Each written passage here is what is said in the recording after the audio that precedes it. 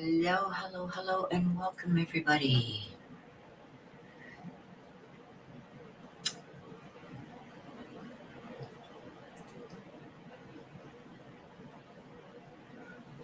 So I got some news for you guys.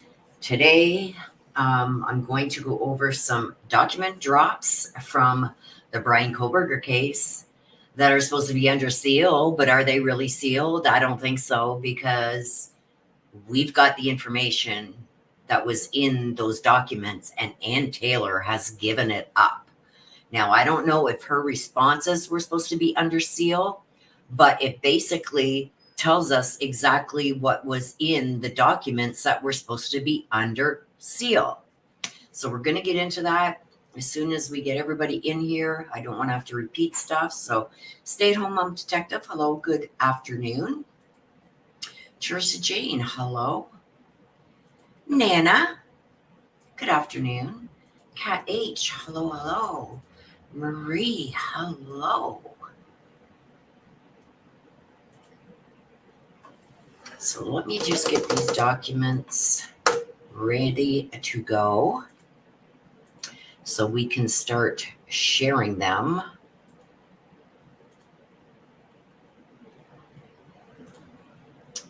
Guys, this is crazy. Just me, SP, hello, and welcome. Don Stedman, hello. Good to see you here again. So we'll wait, please smash that like on your way in.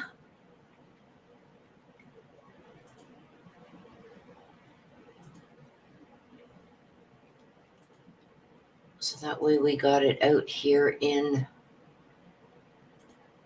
the crazy algorithm that doesn't like to show my streams. 30 people in here, only 19 likes. Let's get those likes up and we'll get started. I want to do that so we don't have to keep repeating myself. Journey to Justice. Hello, beautiful.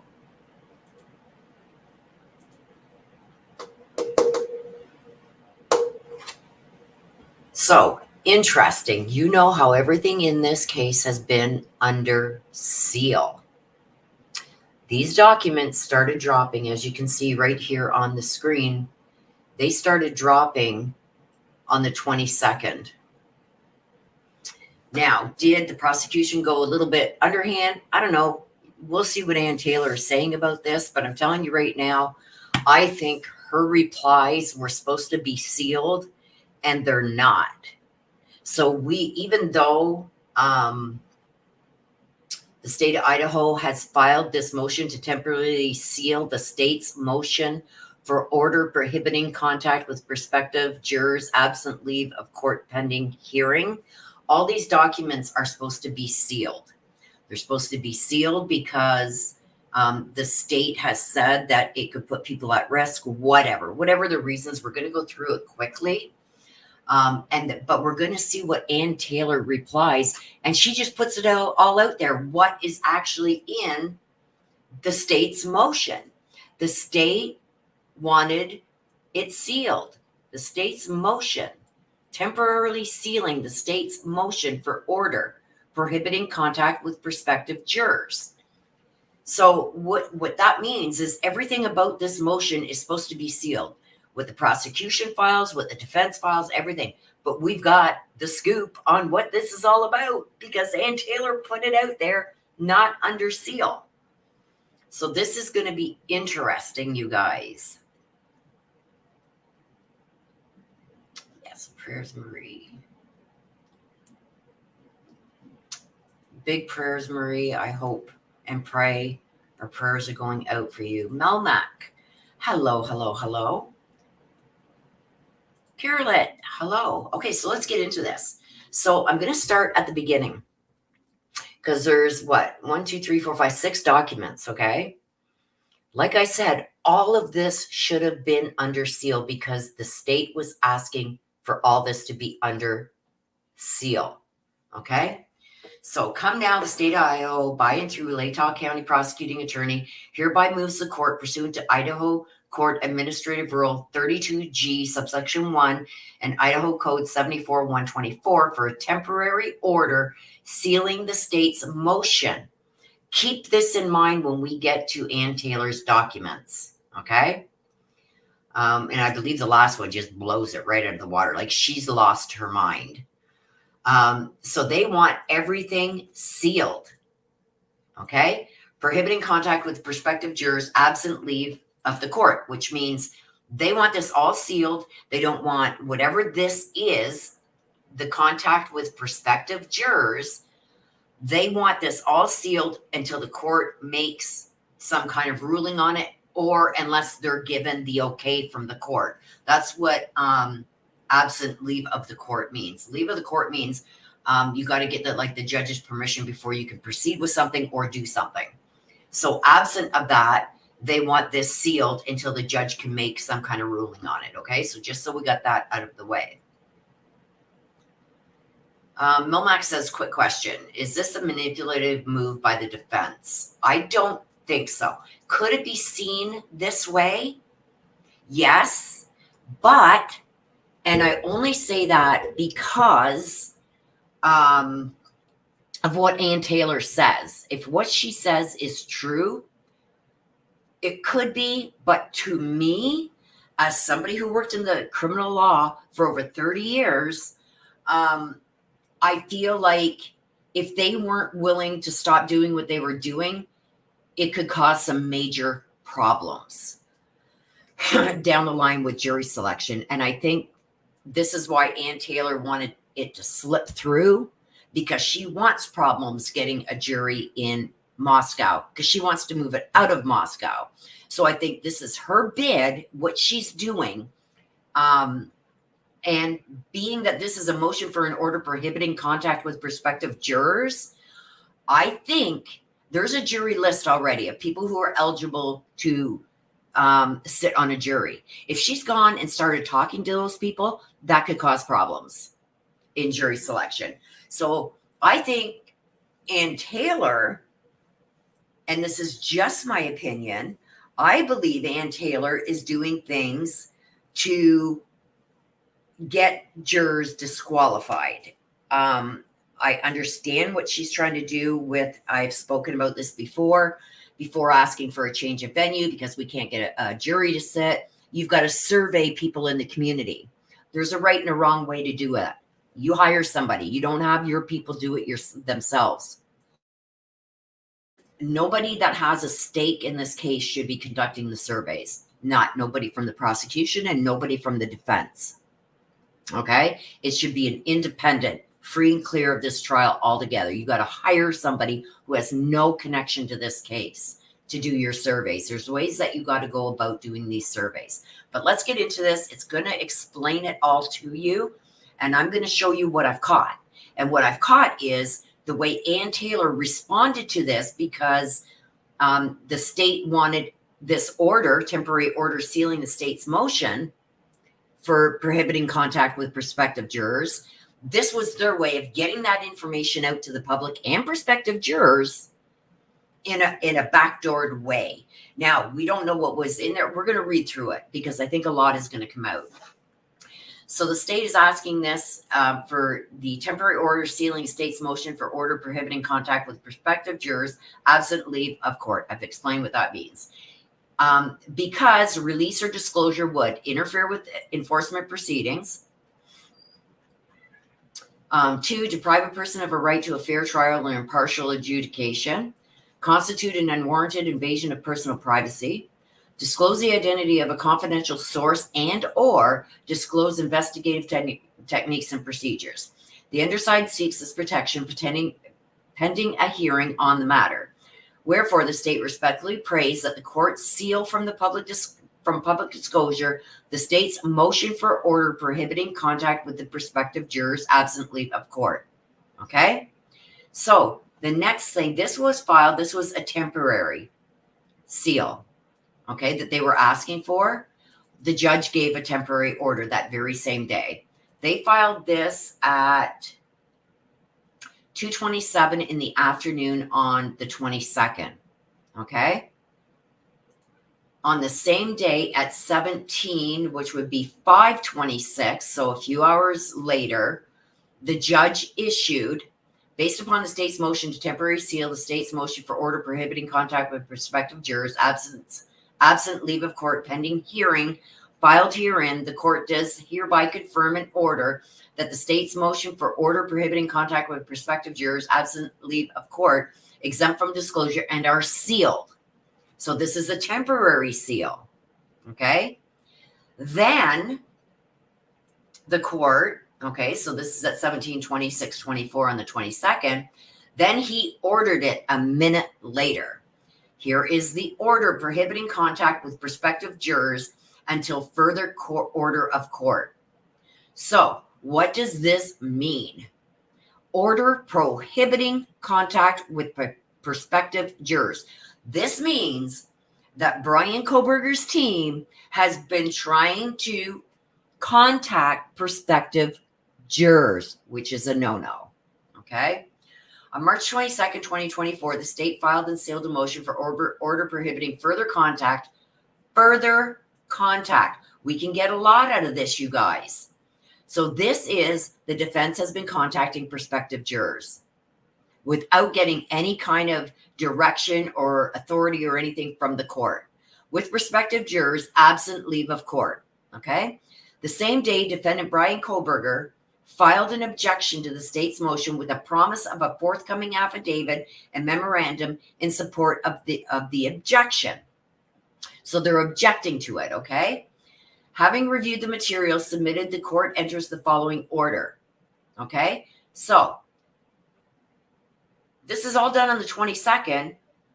Bryan Kohberger's team responds on the 22nd and says, we're objecting to this. So both parties are prohibited from contacting potential jurors about this case, included via third parties, which means even hiring somebody to do a survey, you cannot do it anymore until further order of this court. A hearing on this issue will be held as soon as practicable. So what happened next? Guess what? Ann Taylor waited 4 days to file this. See the date here? She waited 4 days. Now, the 23rd and 24th was a Saturday and Sunday, but you could have filed this first thing Monday morning. You could have electronically filed this on the Saturday into the courts right away. You could have done this Friday night, but she didn't. She waited 4 days. So this is now Ann Taylor. This is where it gets interesting. Memorandum in support of the objection. So their objection to the state's motion for order prohibiting contact with prospective jurors absent leave of court. Comes now, Bryan C. Kohberger. And this is, even though everything is under seal, the motion that the state filed is under seal, which means it cannot be discussed publicly. It's not to be released to the public. Okay? But what's Ann Taylor do? She files something like this, not under seal, and it's giving tons of information. This one and the next couple, she gives all the information, what it's all about, something that's under seal. Okay? So what's going to happen with this, you guys? I don't know, but we're going to get insight right here. Right here, we're going to get it. So this is what the prosecution wanted to be sealed from us. Just give me a second.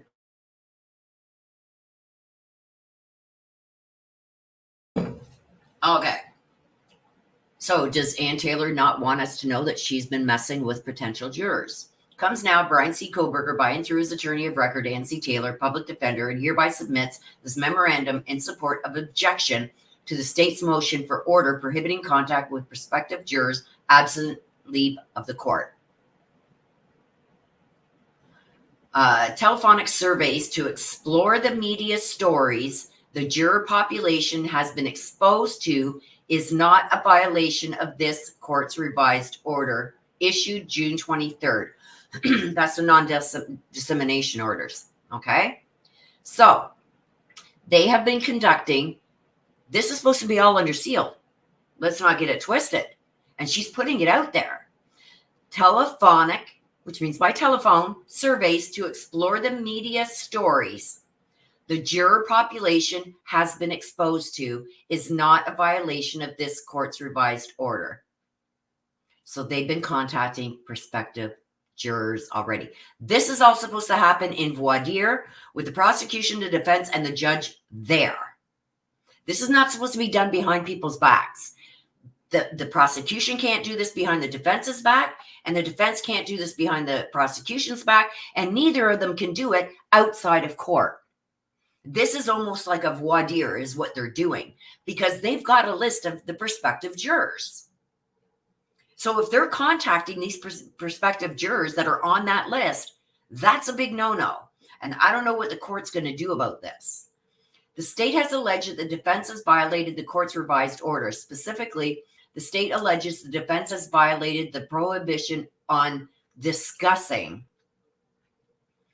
the identity or nature of evidence expected to be presented at a trial or any sentence phase of the proceedings. Order pages 1 and 2. The order also prohibits the disclosure of any information a lawyer knows or reasonably should know is likely to be inadmissible evidence in a trial, and that would, if disclosed, create a substantial risk of prejudicing an impartial trial. The defense is aware of all of these prohibitions. After all, the defense wrote the original order upon which it is based. The state, however, misunderstands their prohibition in this respect. The defense is not disclosing information. The defense is asking prospective jurors in the county of Latah as to what information they are aware of that was previously disclosed. That's for voir dire. That's not, the defense can't ask these questions of potential jurors unless they're in the court, in front of the judge, with the prosecution. That's why you hire third parties to do these surveys that have no connection to this case. And usually you have to discuss with the prosecution, are these okay to ask? Can we have this third party ask these questions for us? Okay. The defense themselves are not supposed to be going out and doing this or making these phone calls. Further, the revised order for non-dissemination allows for counsel to ask questions of the public to do its work. Yes, but not the prospective jurors. If they are on that jury list, you got to stay clear of them until they are brought in for voir dire. And she's saying that's exactly what happened. I asked questions of the public. Oops, were they on the juror list? Oops. See what I mean? What she's doing? She's kind of going backhanded here too, you guys. Mr. Kohberger, in his preparation for his change of venue hearing, is mindful of what the court must consider and the available means to obtain information for his evidentiary hearing. Idaho Criminal Rule 21 and relevant case law guide the factors a court must consider in a motion to change venue. Stop changing the subject. We know you got to have these surveys done and certain things done to prove that you can't get a fair trial there. Usually it's done at voir dire. Look at, Your Honor, we brought in over 200 prospective jurors. None of them can be impartial. None of them can put aside what they've heard, or only maybe one or two out of the 200. That's what happens in voir dire. Anyway, where was I now? The state's motion and the court's order intrudes on one of the ways the defense will seek to establish prejudice pursuant to ICR 21, subsection A. The state's motion and the court's order, well, the court doesn't make orders on irrelevant stuff. The court made an order because it's prejudicial. You're prejudicing the jury pool. Now, if you've asked these questions of people that aren't on the jury list, prospective juror list, go at it. But you're interviewing prospective jurors outside of the court setting without a judge and prosecution present. So I don't know what's going to happen here, but They're trying to prejudice the jury pool so they can get their change of venue. That's exactly what they're doing here. But, and she's making this all public, which is supposed to be under seal. Okay? Good for us, not so good for her. I think she's going to get a tongue lashing from that judge. He is going to flip his shit. Okay? Oh. The state's motion, the court's order intrudes. Okay, we read that. State versus Hayden, Idaho 371, Court of Appeals 2012 outlines relevant factors the court must consider when taking up a change of venue motion prior to attempting to seat a jury.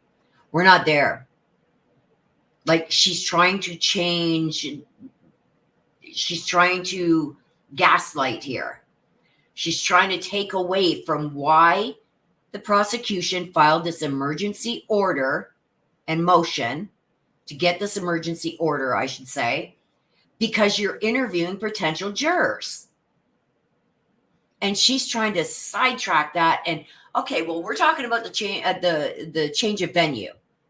We're not talking about the change of venue right now. We're talking about you interviewing potential jurors. And she's trying to change it up here. Okay? Extensive publicity, accuracy of publicity, and the size of the community from which a jury would be drawn. The Hayden court, in referencing the size of the county as being small, said, however, this fact alone does not require the presumption of prejudice, nor would such a rule be practicable given the relatively rural nature of many of the Idaho counties.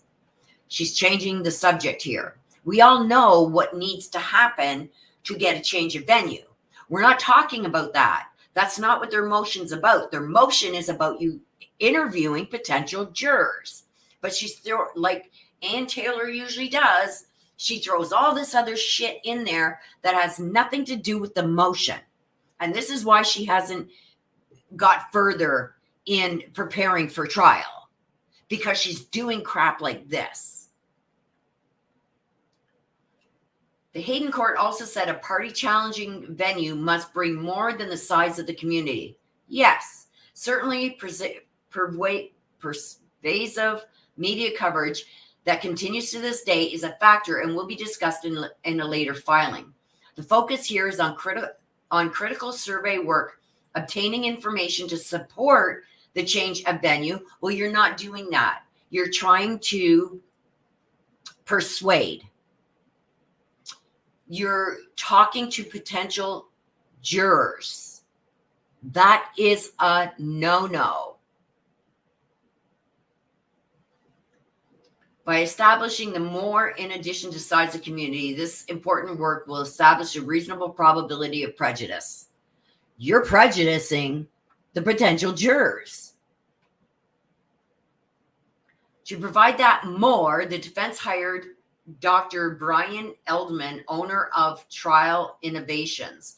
Dr. Kohberger is an experienced doctor of social psychology with additional education achievement and experience in statistical surveys. Now, is he going to be a witness? Is he one of their expert witnesses? Are you having one of your expert witnesses? We got to remember this name, Dr. Kohberger, because we got to see if this Dr. Edelman, whatever, is on their expert witness list. You can't hire somebody that you've got on your team to go and do the survey or your witness. You know what I mean? It likely will help to understand how surveys are done in cases such as this. The survey, to be valid, must be done by a random selection of contacts. The number of surveys are small, but enough to see trends that are attributed to a larger population. Okay, well, when you do this random selection, make sure they're not on your potential jury list. The number of surveys are small. Okay. Declaration of Dr. Kohberger attached as Exhibit A. The questions in the survey seek limited but important information. To qualify, the survey first asks if the person reached is an adult in Latah County. Then the survey continues with opinion, exposure, and connection to the case questions. Dr. Elderman, after extensive research of the media coverage in this case and with approval of counsel, which is approval of the defense, designed the media influence questions around statements that have been in the media. As counsel for the state wrote in their motion, many of the media influence questions are not factually correct. That is exactly the point. That is what the Hayden court said in relation to extensive media coverage. Non-factual media dissemination is more harmful. No, what the state wrote in their motion, that many of the media influence questions that are in their survey are not factually correct. So we don't know what these questions are. Is the defense team posing questions that could potentially change a prospective juror's mind on a certain aspect of this case? Could one of those questions be, could that car seen in the videos be something other than a white Hyundai Elantra? Could it be this car because they're so close? You know what I mean? We don't know what they're putting in there. We don't know. And if they're doing stuff like that, that is prejudicing the jury because you're putting things in their mind right from the defense team. You know what I mean? We don't know. I'm just giving you an example. That could be something like that she's put in these questions to try and taint the potential juror. That's what they mean by this. She's putting stuff in there that is not correct. And they feel, and this is all going to come out, they're going to feel, and I would as a prosecutor, like, why are you trying to taint the jury? If they're not tainted already, you're going to taint them. But she's taking it another way and saying, that is exactly the point. Right? She's trying to say, no, that's the point, because look at all the information out there that's not correct. That's what we're hitting on. No. For the prosecution to file an emergency order, a motion for an emergency order, it's got to be big what they're doing. It's got to be right off the books what they are doing. And I believe that they're doing this to taint the jury so they can get their change of venue. Because what's going to happen, I feel, is people that they have questioned, the court's probably going to bring them in and say exactly what was said to you. Do you feel like they were trying to alter your thinking or make you think a certain way, their way? Like this, it's stuff like this that is prolonging this trial, which is another thing Ann Taylor is trying to do. She's trying to prolong this and keep all this crap going as long as she can because she wants her 2025 summer trial. And she's going to continue doing crap like this to make sure she gets what she wants. Judge, you're not going to order a trial in summer of 2025? Well, I'm going to start doing things that are going to prolong it to 2025, and you guys aren't going to have a choice. And it's stuff like this. This is going to take up probably another couple months of fighting now over what she did in these tainting this jury, potential jurors, tainting potential jurors in your questionnaires is what the prosecution is saying. Now, we wouldn't know all this because look at what Ann Taylor did. She just released this. This is all supposed to be under seal. This is why the state filed a motion under seal and got an order from the judge to keep it sealed.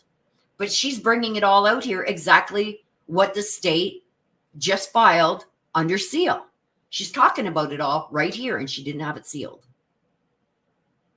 So she's playing a game, and she's playing a dangerous one because I think the judge is going to go off his rocker on this one.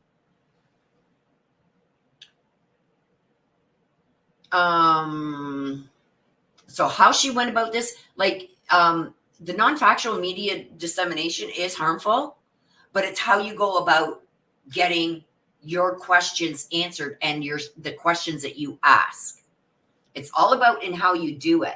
And obviously, the prosecution has got a big problem on how she's doing this. And I believe, and it's only my opinion from what I've read, is that they feel she is intentionally trying to influence or do something harmful to prejudice potential jurors in this questionnaire thing that she's doing. That's my opinion. Not factual. It's my opinion. After reading, and I haven't read through all of this, this is 21 pages.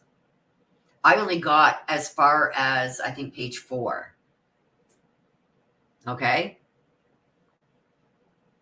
So, this is what it's about. I'm not going to sit here and go through all 21 pages, but if you guys want to read through it, I will scroll through it so you guys can, when you rewatch this on the replay, you can pause it and read through it all. Okay? But she goes through everything that the prosecution had sealed in their motion, and she's replying to it, not sealed. This is not sealed, this document. And I think the judge is going to be right pissed about that too. She's saying there is no realistic possibility that this will affect the jury selection in Latah County. Yes, it will. I forgot some up here. The only way, okay, it would be of little use to this court to know that there was a deluge of unobjectable media coverage.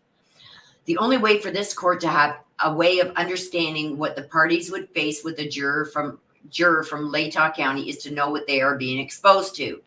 You cannot do this with potential jurors outside of a courtroom.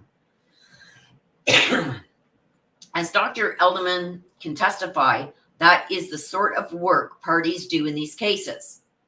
It may be new to some in Latah County, but it is still the industrial standard, professional, and ethical way to do his work. Now, I'm interested to see if this doctor is one of their expert witnesses or on their witness list.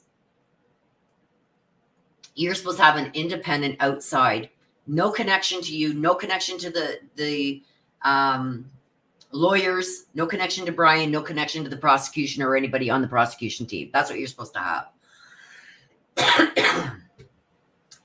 So there's no realistic possibility that this will affect the jury selection. Really? The problems with this county are not of the defense's making. Really? They are what the defense wishes to expose for this court. So they want to expose these potential jurors. You do that in voir dire. You don't do it behind everybody else's back, including the judge and prosecution's back, outside of a court setting. The state's motion is filed against the backdrop of Mr. Kohberger preparing for his motion to change venue. The state objected to the court scheduling a change of venue hearing, and now, through this motion, is thwarting the defense preparation for the motion. The state knows counsel for Mr. Kohberger did not violate the revised non-dissemination order. The state and counsel met the day before the state filed its motion and discussed the content of the survey and received the curriculum vitae for the expert hired by the defense. So he's an expert. Wow. The state was informed that these types of surveys are not an anomaly. However, the state filed its motion anyway. Okay. Why did the state file their motion? You know why they filed the motion? Because they seen the content of the survey, and it's got to have some kind of violation in it. Could have also received this and seeing that this guy was already on their expert witness list. Okay. However, okay, the state's motion should be denied and the order prohibiting future contact with prospective jurors should be withdrawn. No, no, no, no, no. So let's see what else is here. So this is a declaration of Bryan Edelman. Okay, I'm the co-founder of Trial Innovations, Inc. A national full-service jury research firm. I've worked as a trial consultant for 20 years and have conducted pretrial and post-trial research on both criminal and civil cases across the country. So he's worked as a trial consultant. I wonder if he's already on their payroll. If they already had him as a witness or somebody they've consulted prior to this, they can't use him. I've been retained as an expert in over 70 high-profile cases, blah, blah, blah, blah, blah. Counsel for the defendant retained me to research and evaluate whether there was an extensive and prejudicial pretrial publicity surrounding the killing of 4 students in the University of Idaho, Moscow, the community panic that ensued, and the search for a suspect ended with Bryan Kohberger's arrest.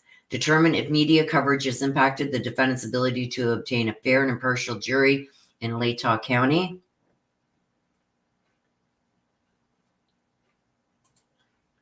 Excuse me, you guys. Excuse me. Renee, leave. Go screw yourself, okay? Like, I'm not in the mood today. I'm sick as a dog. And just because I can't pronounce somebody's name, don't come into my chat and into my live and pull your bull crap, okay? Get out.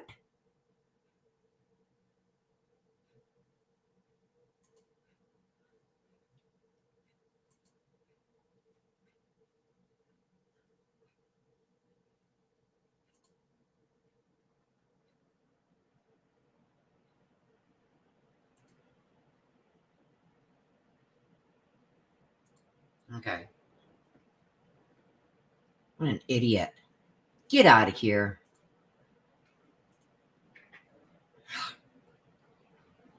And now I'm going to do it purposefully. I'm not even going to try.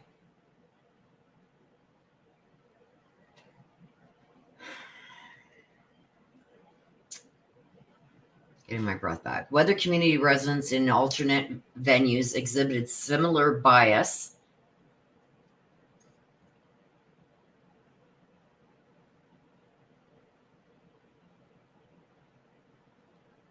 Soft answer turns away wrath.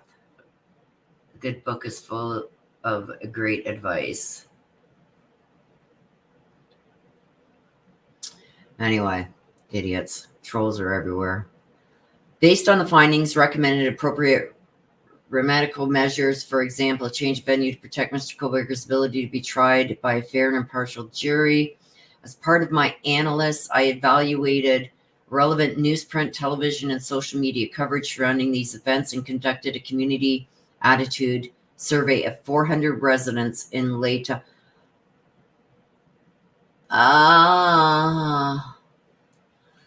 You see this, you guys? Do you remember the crap that was going around that Bryan had 400 witnesses? 400 witnesses. Thank you, Jeff H.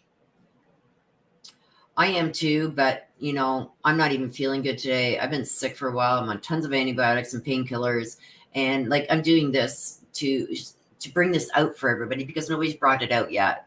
And to get somebody coming in and disrespecting you in that way, when I'm doing this for all of you, not for myself.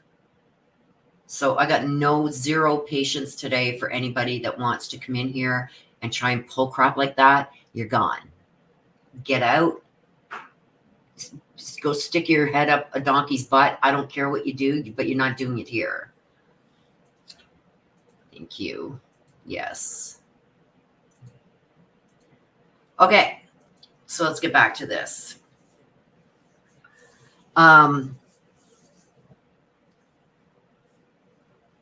Thank you, Jeff. I appreciate you guys. Shonda, Jeff, thank you. Thank you, everybody. I appreciate it. Let's not give this idiot any more time. So back to this.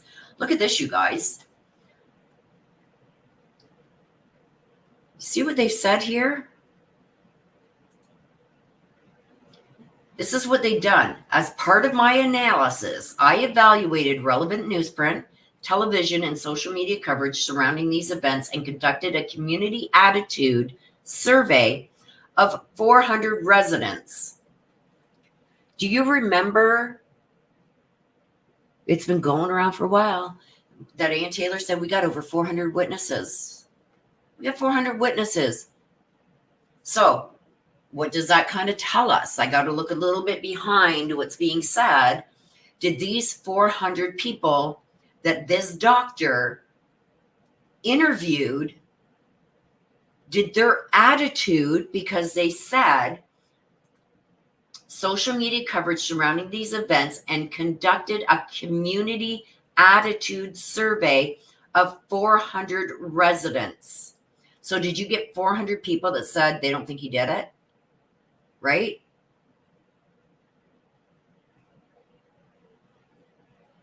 Is this her 400 witnesses? It's unreal. Comparison surveys in alternative venues have yet to be completed. Oh, well, if you want it moved to, say, Boise, what I'm going to say, Beezy. Let's say Beezy. Let's pronounce everything wrong today. Beezy. No. Boise, Idaho, if you want it moved there, why have you not conducted a survey there to compare it with the survey you conducted in Latah County and then ask the exact same question? Why? Why have you not done that? They haven't been completed. These surveys were designed to assess case recognition, familiarity with prejudicial media content, and bias.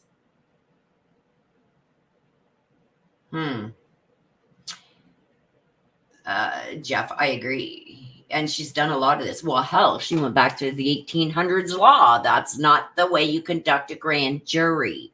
And in 1890 law, it says beyond a reasonable doubt, not, oh, God. She's trying to rewrite history. So nothing this woman does is going to surprise me. I am anxious to hear what were in those surveys. Because don't forget, you guys, she's replying to the prosecution's motion to stop these surveys being done and talking to potential jurors, and they filed that motion under seal so the public wouldn't know what it was regarding. And here she is putting it all out there.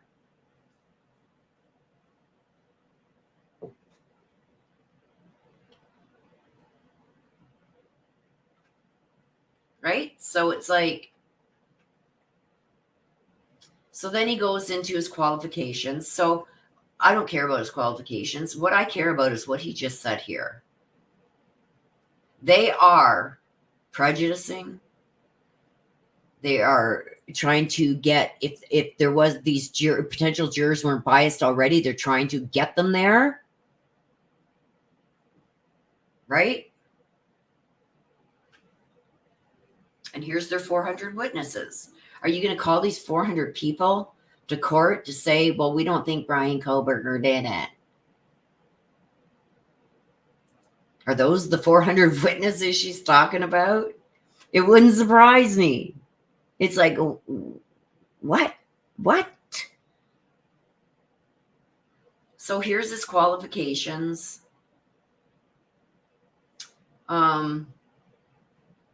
This is, all during his studies, his research experience. If you guys want to read through all this, you can. He's just giving you all the influence and attitudes of cognition, like memories. Like, if you guys want to read through this, you can read. Like I said, I'm going to just scroll through this because I don't need to hear what this doctor is all about. We know what you did. We know you just told us what you did in the community and how many people you interviewed. We have nothing of any interviews in any other county to see if it would be exactly the same anywhere else as it is in Latah. A telephone telephone survey of 400 residents was conducted in Latah County. The sample size of 400 was calculated via a power analyst to reach an industry standard of 95% confidence interval of a plus or minus of 5%, using the most conservative response distribution, 50%. Comparison surveys were planned in 2 alternative counties to assess if any potential bias found in Latah County carried over to the rest of the state. The survey instrument used in this case adheres to industry standards. Blah, blah, blah, blah, blah. The survey instrument topics focus were constructed after reading more than...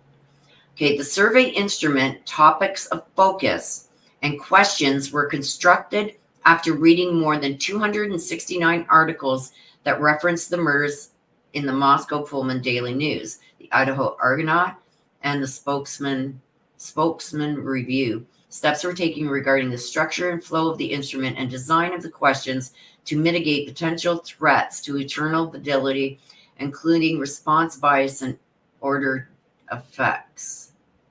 What? All of the questions in the survey instrument, including the media recognition items criticized by the government, were carefully selected based on how persuasive each item was in the coverage. None of the media recognition items included any information that was not widely reported and available in the public domain. The rest of the survey instrument focused on respondents' opinions of the defendant, prejudgment, and experiences during the search for a suspect. The survey measured residents' exposure to media coverage, the extent of their case knowledge, and their opinions regarding the case. This is stuff that's done in voir dire.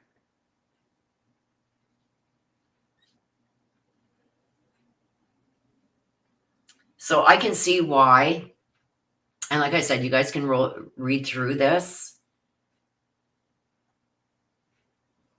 I can see why the prosecution has a problem with this.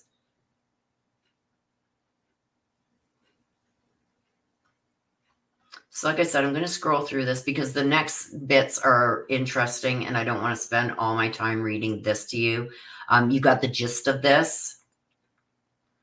The survey in Latah County has already been completed. It is my opinion, unless the government is willing to concede the point and waive the issue, that it is necessary to complete comparison surveys in alternate venues. This is the only method for demonstrating that there are counties in Idaho that are significantly less biased against the defendant than Latah County. Well, I'm in Canada and I couldn't be a juror because I'm 95% sure he did it. I'm leaving that 5% for the defense to prove he didn't. Okay, so that was his declaration. Here's now they're giving his resume. Here we go, which he just all went through. Oh, look at this one. Where he conducted a community attitude survey, recommended change of venue in the Barry Morphew case. So he also covered the Barry Morphew case, you guys.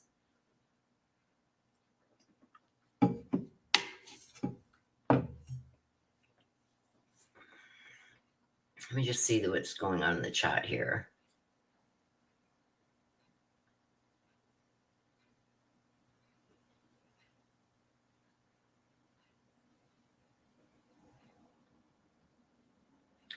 Shonda, I'm saying that there are things in this questionnaire that they did, that they've admitted they did with these potential jurors that are questions that are asked in voir dire. And like I said, that's probably some of the problem that the prosecution had and got an emergency order for them to stop interviewing and questioning potential jurors. If they were not on the potential jury list, go for it. But if they are on a potential jury list, if they have a list of the jurors that are going to be being called in for jury duty in this case, they cannot do this with them. So I get it. I see in your last comment you said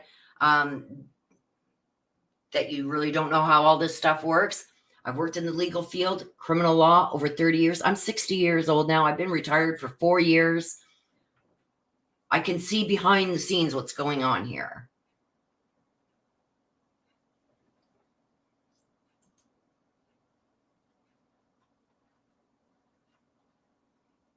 So this is what I think the prosecution has been having a problem with, that they have been contacting people that are on that jury list, the potential jurors, and asking questions that should be asked only in voir dire.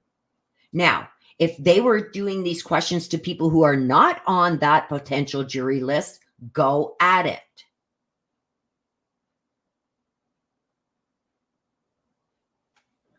But you cannot ask these questions of people who are on your potential juror list. You are not supposed to have any contact with the potential jurors until voir dire. And I fully understand the surveys of PJs have worked several cases where we have done the same.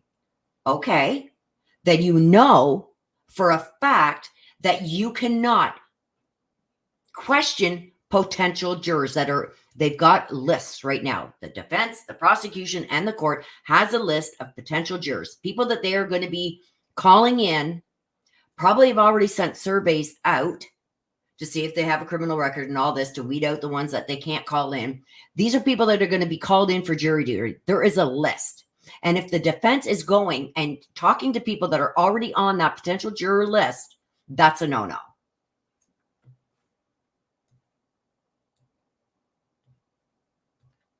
That is a no-no.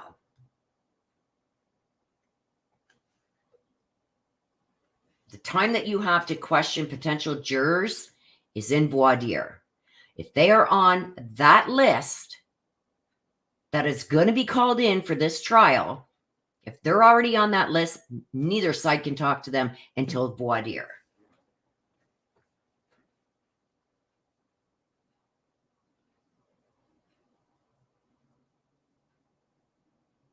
Shonda, it doesn't matter. As soon as somebody gives their name and they see that that name is on the potential jury list, they have to hang up. I don't care how it's done.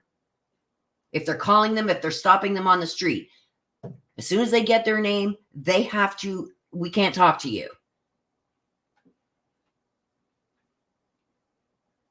I'm not going to argue about that.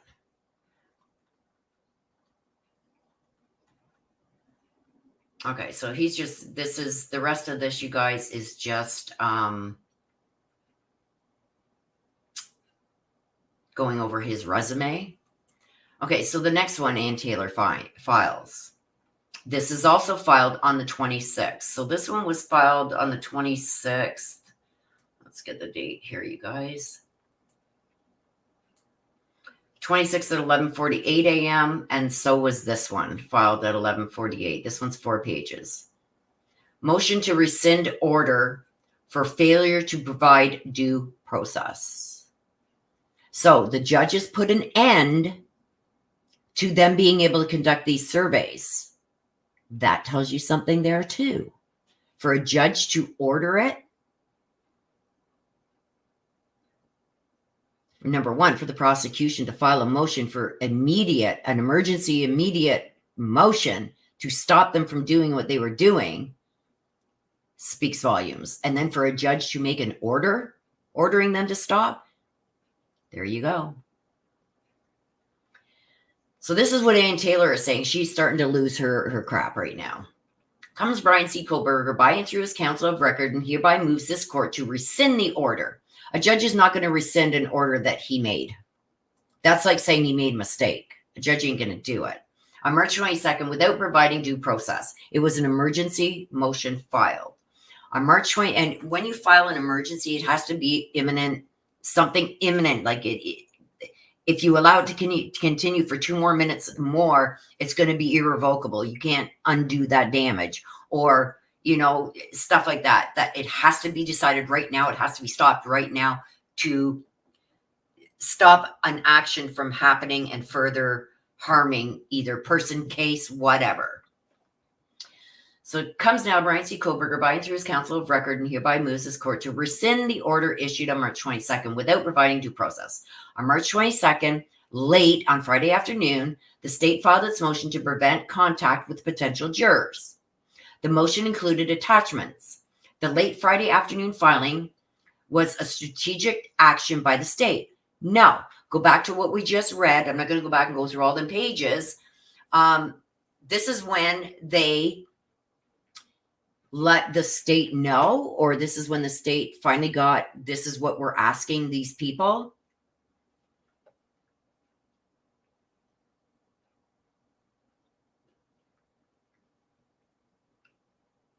Ex parte communication that took place is where the focus should be. Violation when BT sent a letter to judge. Who's BT?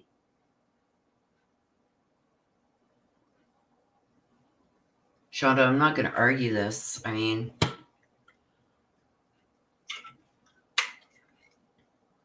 you've stated your point. You don't agree with me. That's it. End of story. And that's okay. You can disagree with me. You can say I'm wrong. You've done it so far respectably, but we're done with it now, okay? We're done. Okay, so the late Friday afternoon filing was a strategic action by the state. The state was well aware of the survey taking place long before its late filing on March 22nd. Reading the state's filing, it is clear the state was aware of the survey process by March 8th. Yes. Now, this is where I'm going to have a problem. If the state knew what was the questions that were going to be asked, and they were aware of everything that the defense was doing since March 8th, I would have a problem with them waiting till the 22nd to file. I don't think they would have. I think they became aware either March 21st or 22nd of exactly what they were doing and talking to potential or talking to people who are on the potential jury list. This is when I think they found out. Now, reading the state's filing, it's clear that the state was aware of the survey. Just because they were aware that you were going to do the survey doesn't mean that they were aware of who you were talking to or what was in that survey. The state reached out to okay, so here we go. And that just proves my point. I haven't read this yet, you guys, so I'm going over it for the first time with you. So they file on March 22nd.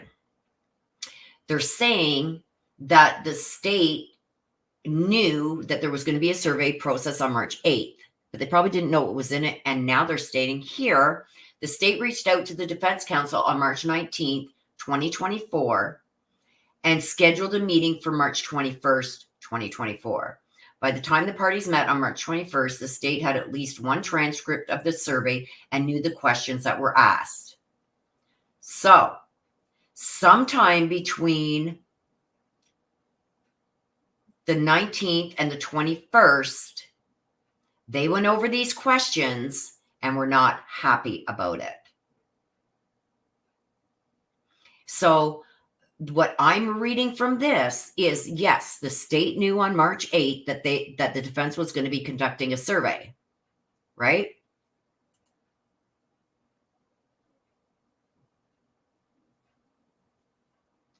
Please don't mention other creators in chat.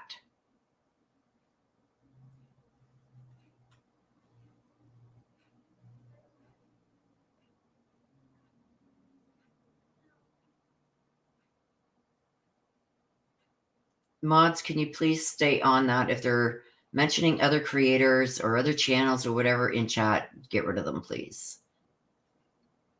Like, get rid of the comment, give them a warning about not mentioning other channels.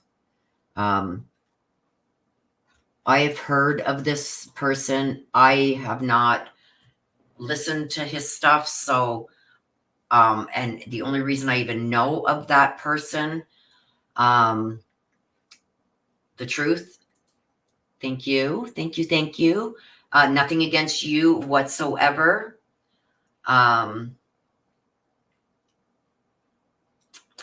on a sec. Nothing against you personally, hon. I know that there's a lot of drama going over that with that person and a bunch of other people that I don't know. I've heard about it. People have emailed me with it, but I don't get into that stuff. I'm not going to disparage another creator or nothing. And that's why I just say, let's not mention any other creator in the chat. That way, all that drama is not brought here. I try to keep things all verified. Yeah, I don't know. I've never watched the person. So I don't want to comment on them. I don't want that drama being brought over here.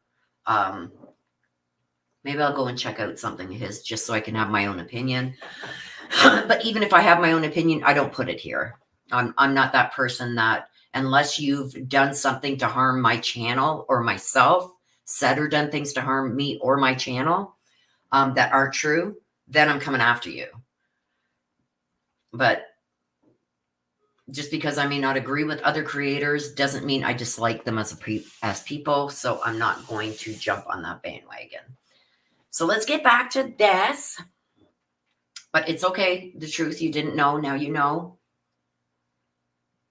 I've heard a lot of good things about the person. I've heard a lot of bad things. And it's like that with any creator. I'm sure a lot of people speak bad of me. A lot of people speak good of me. A lot of people speak bad. It's part of the genre that we are in. Okay, so let's get back to this. So they knew as of March 8th that there was going to be a survey, but they didn't know until March 19th what was in the questions. So when they found out, by the time the parties met on March 21st, the state had at least one transcript of the survey and knew the questions that were being asked. So I'm assuming they got that on March 19th. They asked for it. They got it. When they seen it, so they must have got either some kind of tip or something. Look at what they're doing isn't right. These are the questions they're asking. So the defense probably said, okay, look at, you guys got your questionnaire. Why didn't you send it to us? Please send us a copy. They probably got a copy of it on March 19th, requested a meeting with the defense on March 21st. By the time they met on March 21st, the prosecution had a transcript of the survey and knew the questions that were asked. At no time during the 13 days between March 8th and March 21st did the state determine an emergency existed that must be brought to the court's attention, because they didn't have the survey. So somebody brought to their attention on March 19th of what was in this survey and that the survey was being conducted. That's my guess. My guess is that they didn't get a copy of the questions until they asked for it on March 19th. Usually you will give a copy. Say it's the prosecution that wants a change of venue. These are the questions that are going to be on the questionnaire. Here you go, defense. Do you have a problem with them? Before we start asking these questions. Usually you do that. We know these two have been butting heads throughout this whole thing. So the defense got sneaky, told the prosecution on March 8th that they're going to be doing a survey. And as I see it, the prosecution's probably waiting to receive the questionnaire. They didn't. Somebody probably tipped them off that, look at, this is what's going around. These are the questions that are being asked. They probably found that out on March 19th. So scheduled a meeting with them for March 21st. Right? And yes, by the time the parties met on March 21st, the state had at least one transcript of the survey and knew the questions that were asked. At no time during the 13 days between March 8th and March 21st did the state determine an emergency existed that must be brought to the court's attention. So now we know this is why the motion has been filed. The state determined that an emergency existed that had to be immediately brought to the court's attention. They filed a motion to seal. Why they did this? They filed under seal. They filed a motion to stop the defense doing what they were doing, and the court agreed and ordered it. Okay? So the 13 days between March 8th and March 21st, I would say it's not 13 days. It's only until March 19th from what I'm seeing here. They didn't know that this survey was taking place. I feel somebody tipped them off and said, look, did you know that this was already being done? The prosecution, like, well, we never got a copy of it before they started it. And that's usually what you do, whether you're the prosecution doing a survey or the defense. You usually exchange it with each other to stop problems like this, right? Thank you, Jeff H.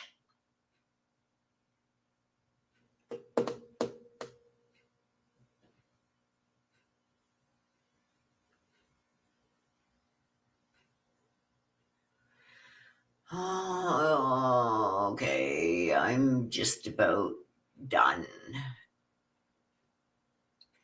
Shonda says, pleading states before 321 meeting, state had a transcript and new questions. I don't believe that they knew what questions were on that until March 19th. Because, how do we know this? This is from experience of working in criminal law for over 30 years. This tells me that although on March 8th, okay, we're going to answer Shonda here. As of March 8th, the prosecution knew that the defense was going to do this survey. They were waiting to see, okay, let's see your survey. They became aware of what was in that survey on March 19th, right?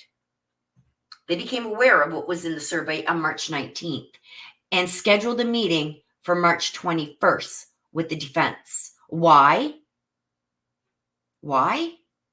Because there was stuff in there that shouldn't have been there. There was some kind of emergency.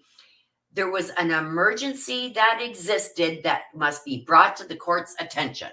Something in that survey was not proper. Do you think that the prosecution just does stuff like this on a whim and the court orders somebody to stop doing what they're doing for no reason? They didn't get a copy of this until March 19th. And when they did get a copy of it, somebody probably told them, look, they called us and they were asking us some pretty weird questions, probably told the prosecution about it. Prosecution demanded a copy of it on March 19th, called for a meeting on March 21st. Obviously, they couldn't come to an agreement. So they motioned the court. That's where we're at. It all makes sense. So thank you.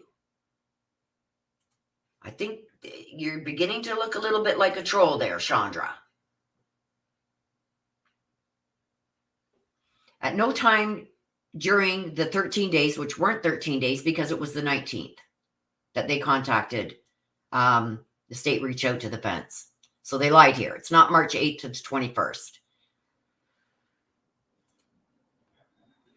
So at no time during the 13 days, March 8th to 21st, did the state determine an emergency existed that must be brought to the court's attention. No, because they didn't know about it until the 19th. Then they called a meeting with you right away to discuss it.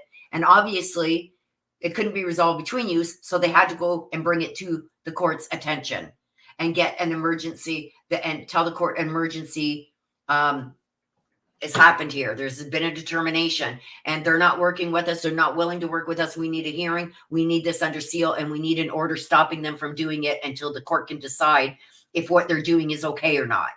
That's what happened. On March 21st, counsel for the state and the defense met. See, there we go. The defense provided a curriculum vitae for its expert and discussed the survey and its content. There you go. That's when they discussed the survey and its content. The defense informed the state surveys such as these were common practice. Obviously, what was in there are not common. The state could have easily and likely did find that this very expert did similar survey work in Idaho on at least 2 other occasions. Surveys such as these meet the standard. Well, we'll let a judge decide because they feel it does not meet the standard. Talking to potential jurors before voir dire is not. If they are on that jury list to be called for this case, you are not to speak to them.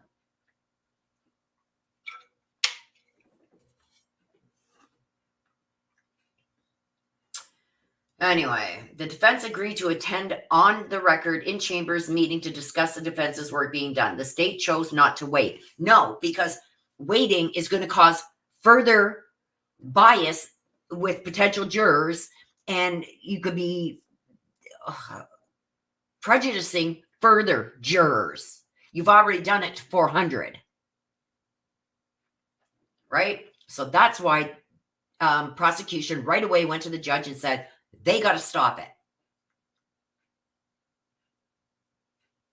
Yeah, if she starts again, somebody block her. One of the mods can block her. I'm given permission to block.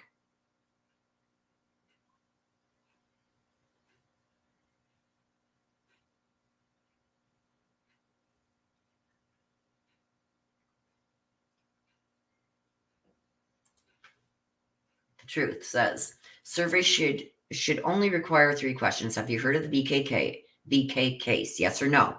If yes, and called to serve on a jury, consider the facts without bias. And do you object to the death penalty? Yeah. Generally, that's the genre that they stick to. But obviously, the defense has gone above, beyond, and into stuff that they shouldn't have. For them to call an emergency motion for an order to stop them doing what they're doing, and for a judge to issue that order, there's something big. And this defense is like, huh, so what? We've just maybe biased everybody or put some prejudice in their heads. Oh, well, now we can have our change of venue. This is why they're doing it, because they want that change of venue.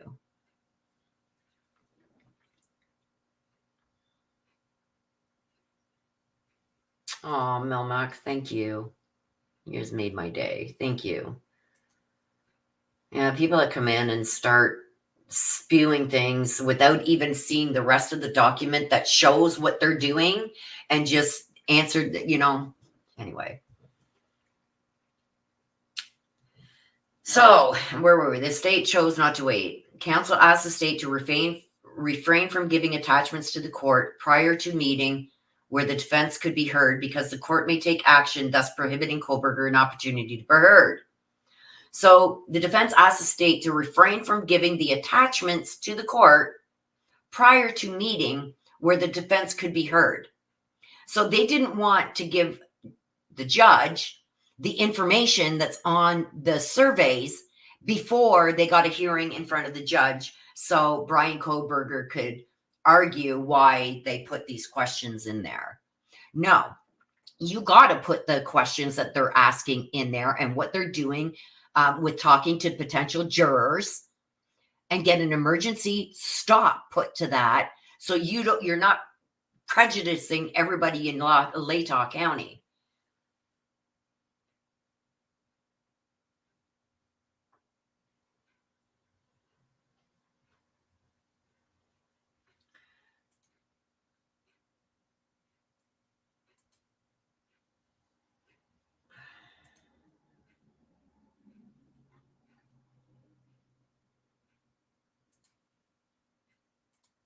Give me a second, you guys.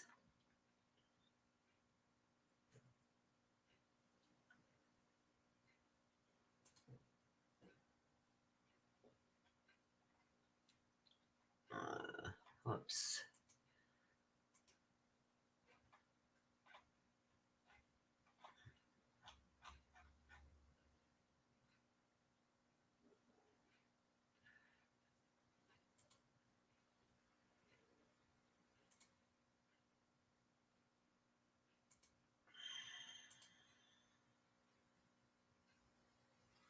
Okay. Here's your last 2 minutes, Shonda. That is an opinion due to the NDO, non-disclosure order. What are you talking? We're not talking about the non-disclosure order. We're talking about them interviewing prospective jurors, for crying out loud. Opinions create falsities. I'll gladly see my way out. Confirmation bias here is asinine. No, you can't change people's minds here. And you're doing exactly what Ann Taylor's doing. We're not talking about the NDO, the non-disclosure order. We're talking about her potentially pushing bias onto potential jurors that are on a jury list to be called for this case. You demand to block someone who can speak truth about bias. Get out of here. See ya. Don't let the door hit you on the way out. The hell out of here. Anyway, let's get back to this. She ain't getting no more time. Don't even talk about her, you guys. She doesn't deserve any more time. So then the defense didn't want the state to give the attachments to the court. Now, what attachments are they talking about? Are they talking about just the survey or the good doctor's history? What is it? You know what I mean? I can see them not wanting to give the court a copy of the questionnaires that they were asking because the court made an order right away because it goes against the rules. The court is not going to make an order on emergency with no hearing without good reason.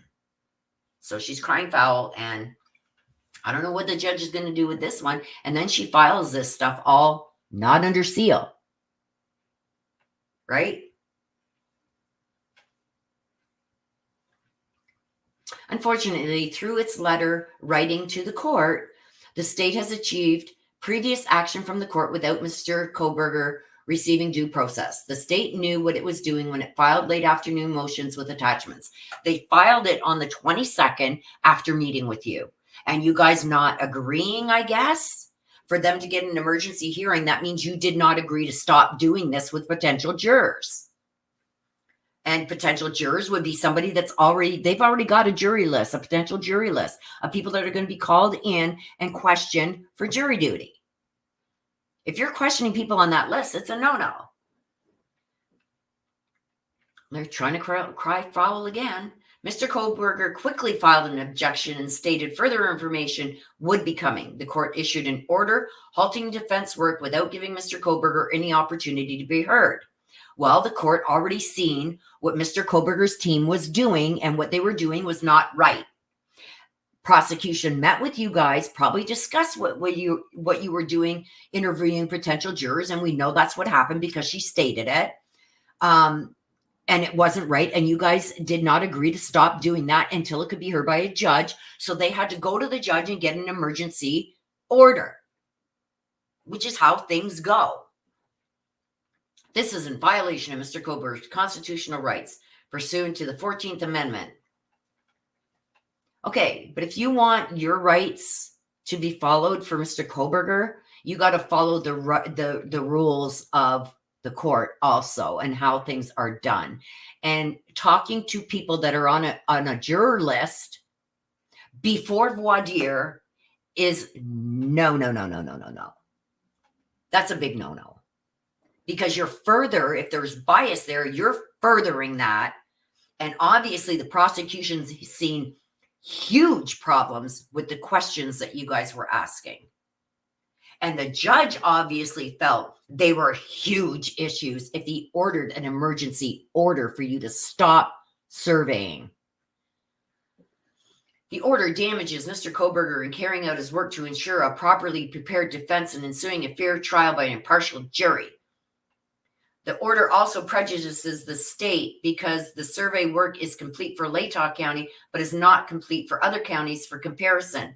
No court order should be entered without procedural due process, or unless the parties stipulating or due process does not come into play. If this is an emergency thing that if you're allowed one more minute to continue doing what you're doing, is going to cause death, imminent harm, anything along those lines, big harm to the case, everything. No. No. So that's what she filed. And then she files this. She's not done yet. And this one's very short. So Ann Taylor files this. Notice of hearing, May 14th. Notice is hereby given that Bryan C. Kohberger, by and through his attorney, Ann C. Taylor, public defender, will call for a hearing the defendant's fourth motion to compel. So she's striking back. Yeah, you want to do this to us? Here we go. There's another motion to compel. I know we're all waiting on this, and I know it's under your control, but I'm going to file another motion to compel because now you pissed me off. Anyway, so she's wanting a hearing on the fourth motion to compel. There was a hearing already slated for May 14th at 1:30, and we will be watching that hearing. But she's fired back now. She's mad that, the prosecution and the court agreed and shut down her survey. You guys got to keep this in mind. This is not just something like you asked them a question that wasn't supposed to be disseminated. This is something huge. This is bias. This is going to be whatever they've done in that questionnaire is either going to prejudice the jury, push any bias further. And now that they've had communication with the defense prior to voir dire, like outside of court, I'm going to say, outside of the court setting, there's a problem. Because the court has already stated that they want to keep even us out of seeing certain aspects of the jury selection for protection reasons. But she's gone out there and she's contacted people that are on the jury list, potential jury list. Sorry, I'm going to correct myself. So for not only the prosecution to request an immediate emergency order, for the judge to give that order, seeing, and the defense is saying, well, don't give him that survey. We don't want him to see that yet until, let's just have a hearing and we'll decide it then. Well, which gives them time to continue doing their hearing until their survey until that hearing. But no, they need an immediately stop that survey from being done because it's going to severely injure either somebody, or the case or whatever. And the judge ordered them to stop. That is big. It has to be something serious enough that the judge agreed and ordered them to stop with these surveys.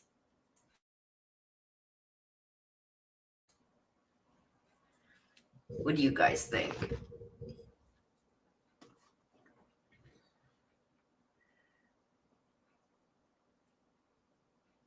Well, somebody trying to bias others is what I think.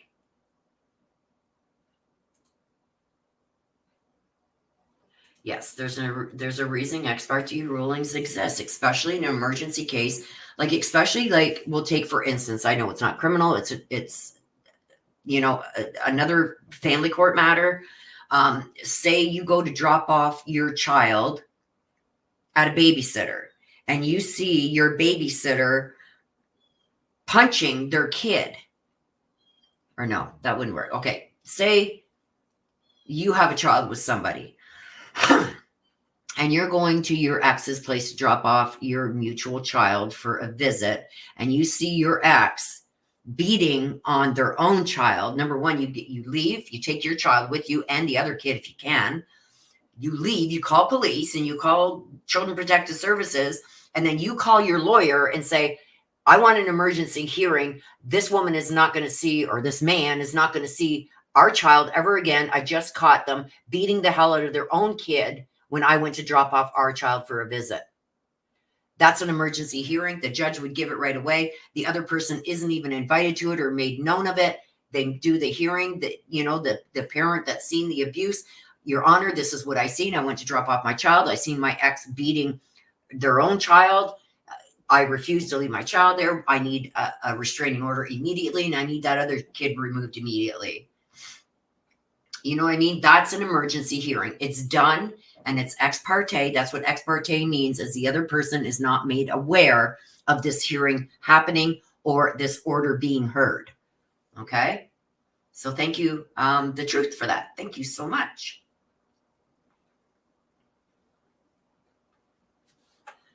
It's gone crazy. It has gone crazy. Yeah. Well, the judge has already seen this because he made a ruling on it. Now, I don't know if he's seen this because this was filed on the 26th. So she waited 4 more days to file this. It's like, okay, you guys want to do this all under seal? Guess what I'm going to do? I'm coming out with it. And I'm not filing my responses under seal. Right? Carol, it says, oh my God, you'd explode into a zillion little hands. Back to Mary here. I think it's time for the judge to sanction Anne, and even more, remove her as his court-appointed lawyer. I don't think they can do that at this point. I mean, I don't know what she would have to do for him to do that. But she's already almost 2 years into this case, you guys. And she says she's only 10% ready. And it's stuff like this that she's doing that delays things. And she's going to continue. And I said this months ago. She's going to continue to do stuff like this to delay things so she can get her summer 2025 trial. And the judge has to have caught on to this by now. She's doing these things because now this is going to take up a lot of time, this surveying thing that's being done. This is going to take up a lot of the court's time yet again. Well, Your Honor, well, this, because we've had to deal with this, it set us back, and now we haven't been able to go through the discovery again because we're dealing with the prosecution getting an order against it. You did it. Why did you have to do, why were you the one to think that this was the case to challenge the grand jury indictment and what needs to be found to get an indictment? Why did you pick this case to challenge what's been going on for mega years and how a grand jury works? Why did you pick this case? Why? Because it's a high profile case and you want to be known. You want to be that martyr. Look at me. I'm going to take down. And you got laughed out of court. Then you didn't stop there. You went to the Supreme Court and you got laughed out and denied there too. Because she did. After Judge denied her request for this grand jury, and it should be beyond all reasonable doubt instead of probable cause. When he said no, they went to the Supreme Court, and the Supreme Court said no. This is the way it's been done for hundreds of years. This is the way it's going to stay. But she wanted to try and make a name for herself, and that's exactly what she's doing.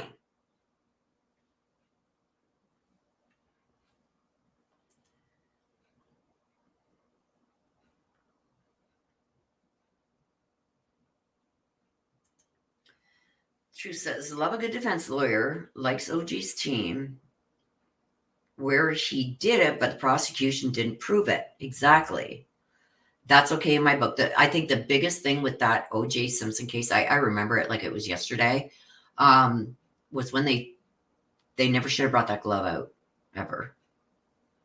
And we know over time, especially stuff that's soaked in the red stuff or water or anything, leather gloves will shrink. So those gloves may have been his and may have fitted him when they were all dry and new, but being that they were left soaked in red stuff or water or were wet, that leather is going to shrink. That was the worst mistake they ever did. Bad Monkey Videos. Hello, where were you? We needed you a while ago.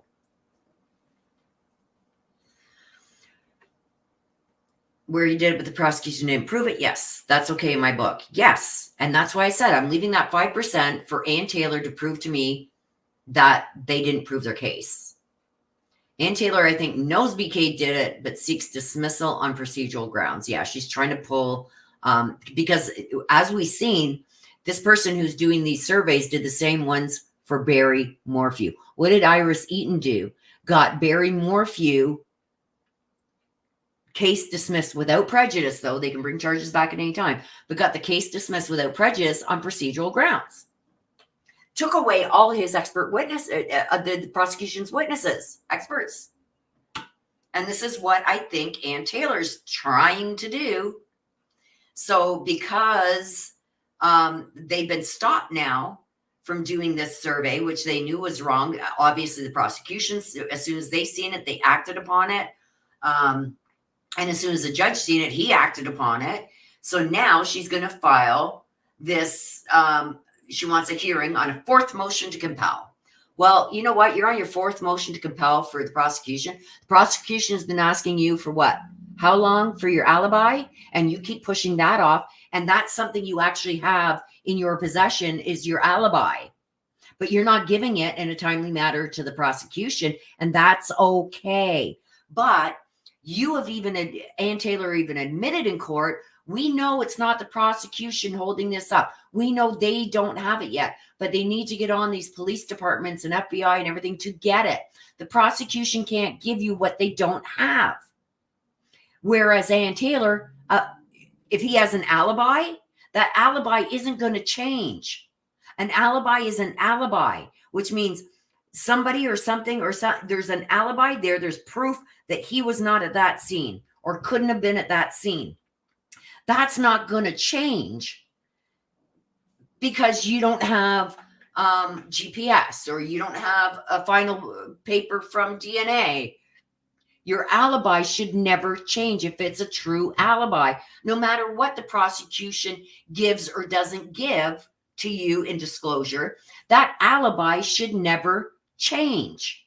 You want all this other stuff, which even the prosecution doesn't have, and you've agreed that the prosecution doesn't have it yet, and they've been requesting. They even said to the court, maybe you guys need to order them to do it because we've been asking for it and we still don't have it. Maybe a court order ordering them to give it would help.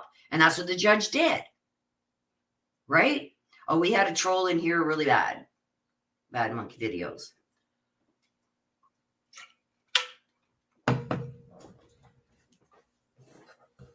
So it's like,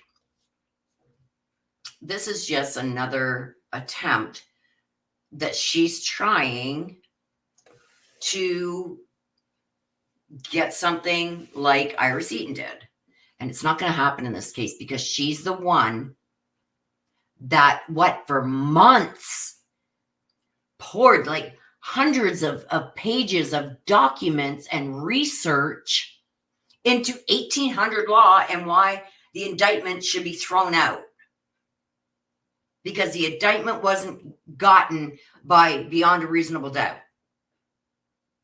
That's for a trial. That's for a jury in a trial. That's not for a grand jury. That's not the rules. But she fought it and wasted all those months and hours of looking into 1800 law and looking into cases that could back her up from 1972. Things have evolved since then. But she fought it anyway, knowing she was going to lose. And then when she lost in court, in front of Judge, she took it to the Supreme Court, which wasted more of her time just for the Supreme Court to fucking deny it too. Like, this woman has wasted so much time, and she's getting what, $700 and something an hour? The money and the name is what she's after. She knows she ain't going to win this case. Jack Johnson says AT is sealing the fate in an equivalent way. The alibi is too late now.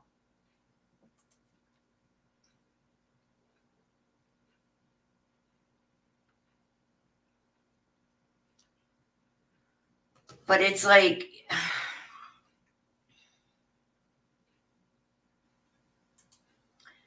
the conscience of a defense attorney that would allow a four-time drummer to run free because of a technicality I don't understand, but that's her job. I get it. It's her job.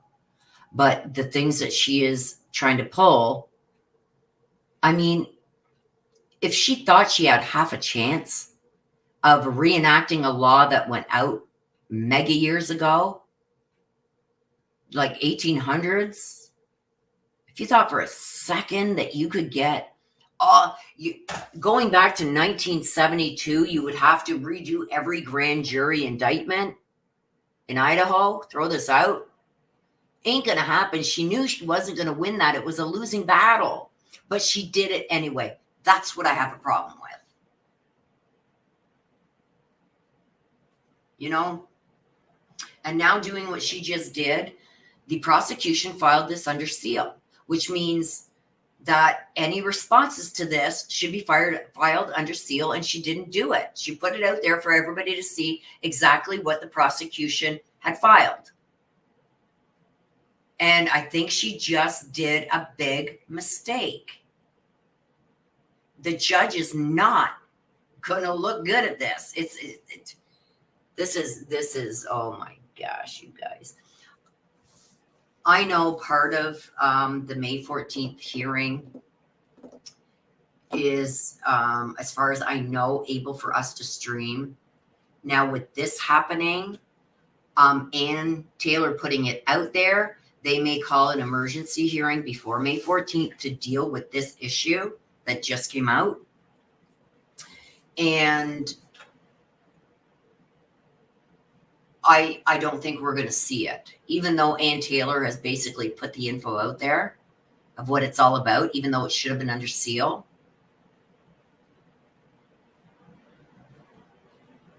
I don't know. But I know the judge is not going to be happy about this at all. So we're going to have to wait and see what happens, you guys. I will keep an eye on this for sure. I'm also keeping an eye on the Sebastian case. I want to go over some things that have come out in that. We're going to go over that, especially this Nancy Grace interview that just happened the other night. I've got a list I'm doing up, you guys. We're going to go over it, and we're going to do that live too. So with that being said, I don't know when I'm going to do the Sebastian Rogers. I was hoping to do that this afternoon, but then this came out. So probably, what are we today? We are the 27th. We're Wednesday. Maybe tomorrow. Maybe we'll do that tomorrow. I'll stay up late tonight and get my list together of what I want to touch base on. We're going to watch the Nancy Grace interview, and we're going to go over it as it's happening.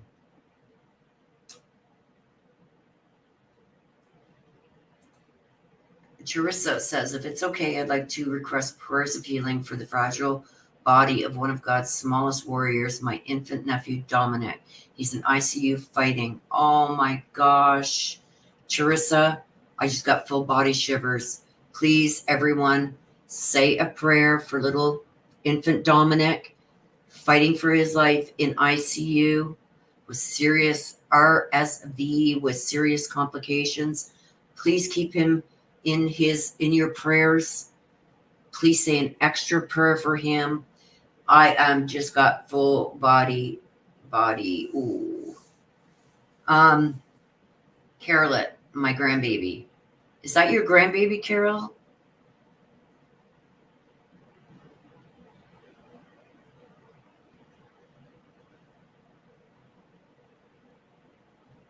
Oh, we are going to keep you in our prayers. Okay? I'm going to do a little something extra on that, Carol.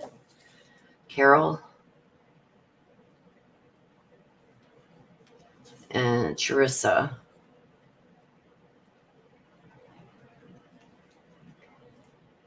Baby Dominic.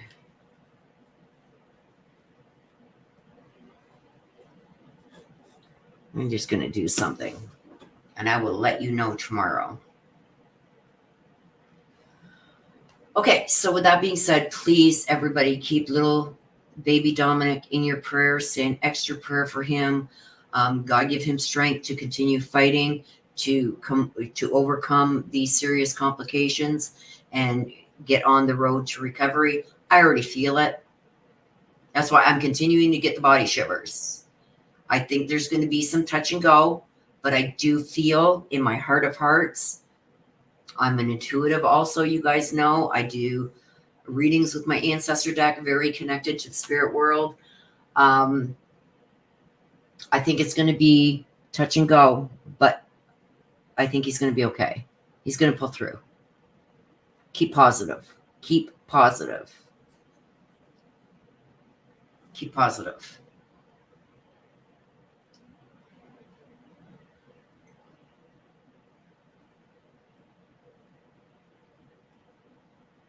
Well, thank you, Jack. So yes, please, you guys, keep little baby Dominic in your prayers. Say an extra one for him. And we will see. I hope you guys are in chat if you can be. Charissa and Carolette. And like I said, I'm feeling in my heart of hearts that there's going to be some touch and go, but he's going to be okay. He's going to pull through this. He's a trooper. He's a trooper. Okay? I feel he's going to pull through.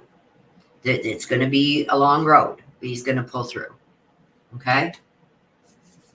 So with that, you guys, I'm going to end this as I always do. Please take care of yourselves. Please stay safe. Always be aware of your surroundings. Keep the little ones that are missing, that are fighting, that are just wanting love and care, and keep them in your prayers too. I'm going to pray for all of yous. I'm going to pray an extra prayer for little Dominic and all the little ones that are missing. Sebastian, Summer, all our little ones that are missing. Praying to God to wrap his arms around them and keep them protected. So with that being said, you guys, thank you, mods, for being here. Thank you for being top notch. I love you guys to the moon and back. Until next time, bye-bye.